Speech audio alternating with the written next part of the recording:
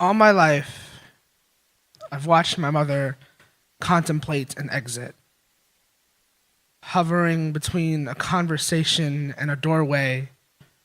Her sleep is medicated and rich. I imagine in her dreams, she is finally tall with laughter.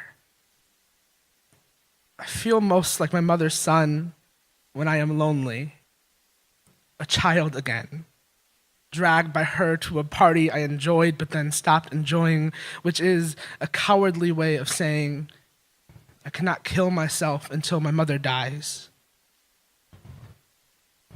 If joy is what tethers us to this life, then most days my mother and I float above the pavement, tied together by the fraying threads of her nightgown. All my life, I've bitten at the knots of my solitude.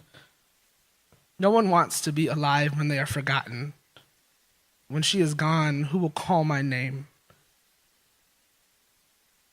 I feel furthest from wanting to live when I think of joy as some kind of destination. A 2-story house around the corner where the children, mine I guess, pass the ball around. And I guess by staying, I'm saying I want to live in this house, but I'm not. I'm saying one day I want things to be easier. Too often, I don't tell people I love, I am sad. Because I don't think that's something they would want to hear. Because they love me. Because I don't want them to think that the currency of their tenderness isn't enough when it has been and will be again. Well, if I'm being completely honest, today I'm sad. Today is hard. Today I miss people, dead and alive, far and near. I miss them all. But I should mention hope, since hope is what disarms the bomb when the city clutches their children goodnight.